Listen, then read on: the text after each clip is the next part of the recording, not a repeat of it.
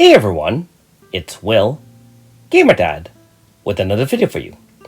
So in today's video, we're going to go over Azami AS as a 5-star, and I'll do a little bit of gameplay and let you know what I think about her. But the most important question of all is she hot or not? Well, those special clothes are definitely doing their magic on me. Yeah, she's hot, but honestly, I'm not going to compete against Aldo because he's the man. Now that being said, Azami ES has a lot more power stat than her normal counterpart, and so she can do a tremendous amount of damage. Even her VC does boost her power and speed by 40%. With her enhanced VC grasta, it is for 3 turns, which you do get as part of the earning of AS Azami. Now note that she gets hold ground for 1 time at the start of battle, and this is very, very useful, which you'll see later on in this video. And she can also grant MP consumption to herself minus 50% for 1 turn to start. She still has her 4-star moves, Fastening Edge, Flat Strike. Don't really need to talk too much about them. You've seen them before on the normal style Azami. However, her 2 main moves here for her AS are the Fierce Gale Slash, which you can use to set up, Wind type slash AoE times 2 XL, inflict break and critical damage up for herself for 3 turns by 30%, increased effect on enemies that have not received damage this round. So keep in mind that both of her main DPS moves rely on the enemy not getting hit, so you have to find ways of kind of boosting your team such that she can do tons of damage without hitting the enemy.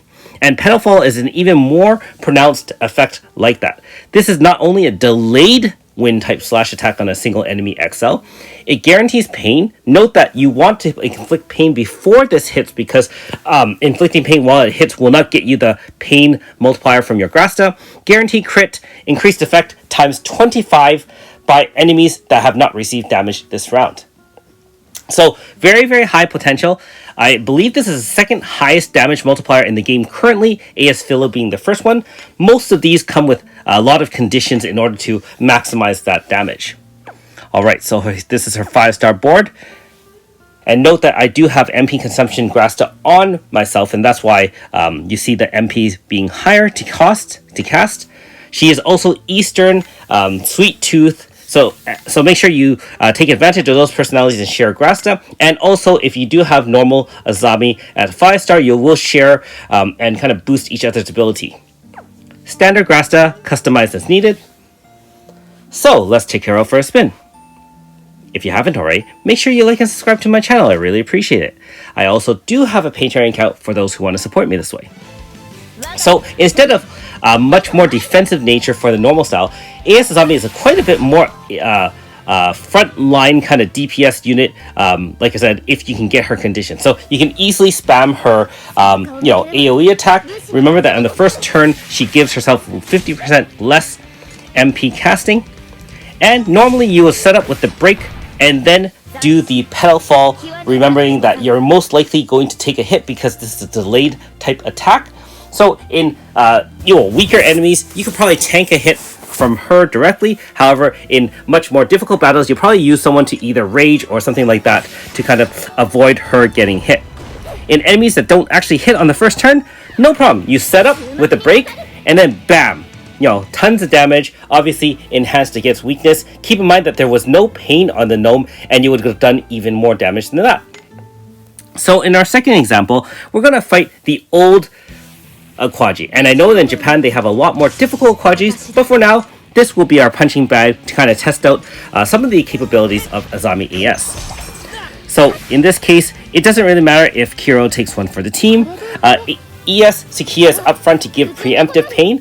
Note that we used Boreas method, which is preemptive wind setting, and even with this version of Aquaji resistant wind type damage, we are able to one-shot it. Keep in mind that with the pain, obviously we can take advantage of the pain grasta ores that we have on our team. Obviously we can also use units in the back to share grasta in order to enhance the damage of AS Azami. Keep in mind that again, she is a katana user who has Eastern and Sweet Tooth personalities. So in terms of Sweet Tooth, actually it works out really well. She can share with both forms of Suzette, which is really nice. And obviously Wind is Wind and Katana is Katana.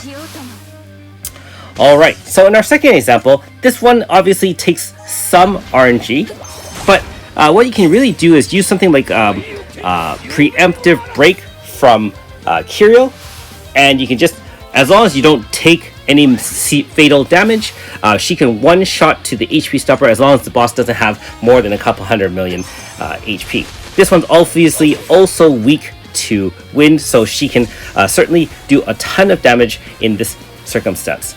Now again, this is a very simple example of using her. You can obviously do a lot more complex strategies if you want to really finagle things out.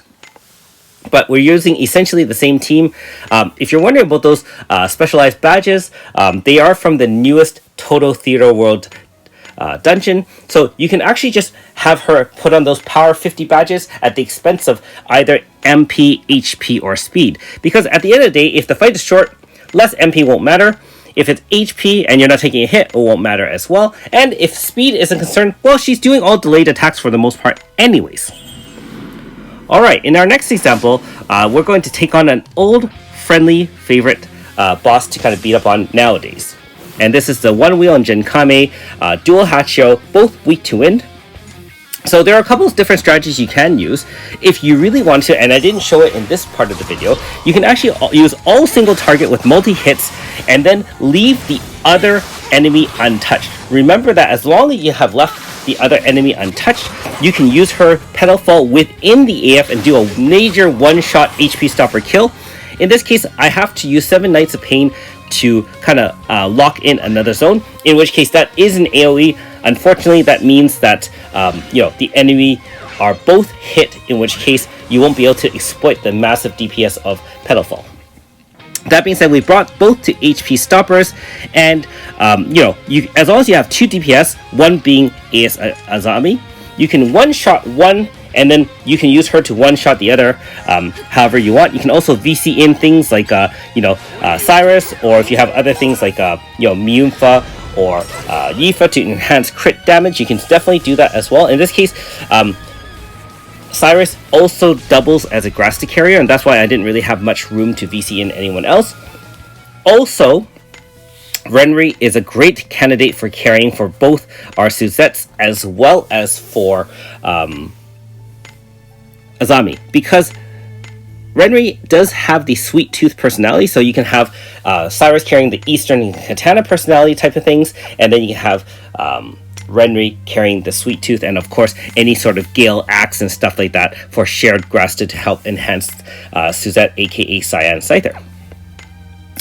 Alright, so hopefully you guys are enjoying using Azami AS. It takes a little bit getting used to because that delayed attack does make you take hits, and so in our final example here, we're going to rush through the final stage of extreme trial to fix the time distortion, and this one is weak to slash, so we can definitely exploit all the things we've shown so far using her. In this case, we'll use all moves that do non-hit, so Boreas method, as well as the Thorn from Kiro to apply break. Even the dual debuff from Garam does not hit, it actually just does the move, and so as long as you use things like that, you can just use Pedal Fall over and over and over again. Keep in mind that in these longer fights, you will not be using things like MP consumption, grasta ore, because you're going to run out way faster than necessary. And obviously you can optimize this a little bit more. Now keep in mind, if you're wondering about Pedal Fall like after an HP stopper, remember that if you do one hit first to bring it to an HP stopper and she attacks afterwards, that's still considered the same turn, in which case she won't have that ability to do that massive DPS hit. So that is one downside, as opposed to using 2 strong DPS where each one with no conditions can do 1 HP stopper each. In her case, she cannot do that, so something to keep in mind. So again, very similar thing, over and over and over we can do that, and even though we've landed a hit, she can still do a respectable amount of damage, which is in this case 4 million. Now if you're wondering why I actually AF'd on the second boss Sylph, because we already had Wind Zone, we actually have to establish a slash zone, otherwise if we leave Wind Zone up, Sylph will wipe us out with her AoE, and so I used an AF on that turn to kind of set up slash zone and kind of set up all our attacks and the break as well. In this case, Kiro is also carrying the Fresh Heal badge, which is from I think it's from another boss rush stage. Can't remember exactly. Otherwise, he kind of doubles as a healer and as a preemptive breaker, depending on the damage requirements you need. And remember that a lot of boss rushes don't need billions of damage. You don't have to hit the damage count. All you have to do is either hit the HP stopper or get by the boss. And in this case, she does extremely well. I mean, her single hit is more than capable of hitting, 100 million, for example, 50 million. Obviously, in this case, with the stage 4, we cannot carry any grasta holders in the back. So it's just the 4 of them here. Otherwise, you could do a lot more damage in that sense. But in this case, it's very straightforward. Just apply buffs or debuffs and make sure you don't hit the boss. There are ways to definitely apply break or pain ahead of time. And then boom, one hit, one hit, one hit, one hit. Now, I will say that with this final boss, Zen and Ogre, there is a little bit of RNG. Obviously, it does do 2 hits right off the bat. And it's actually pretty fast. And so if your dual debuff from Garum doesn't land first, you can get one shot if both hits land on the same unit. In this case, we got the dual debuff, and even though both hits landed on Garum, he is tanky enough to take both hits and still be alive. We also, as part of the abilities of Fresh Heal, can remove that kind of bind status on Garum. And then right here, all you have to do is AF and you're finished, because you already hit the first HP stopper, which is only at 50%. So hopefully this, I guess these different examples kind of show the capabilities and what you can play around with when using AS Azami. And this is obviously just my initial experimentation. I'm sure that when new situations come up, we can exploit those as best we can. I'm not sure if it'll be something you'll use all the time, because anytime you have a delayed kind of hit, you do have to, like I said, have someone either tank the hit or do something along those lines. And Garum is a perfect example of being able to do that, being that he's A, wind, B, he can preemptive, and he has barriers and shields and other things like that to really help you along. And since a lot of his moves don't hit, it works extremely, extremely well. All right. And so Garum is just, again, our tank that also has proficiency, debuff grasta, and we have Azami at the end there. I should have actually put enemy numbers there, but whatever. Okay, so in conclusion, Azami AS definitely has a niche role. She is a very powerful DPS under certain conditions. She doesn't have the defensive dual debuff capability that her normal style has, but I think she'll find her way into a lot of different strategies, especially since she's a free unit and we can use free strats to kind of beat most of, if not all, the content in the game. Thanks for watching. We'll see you next time.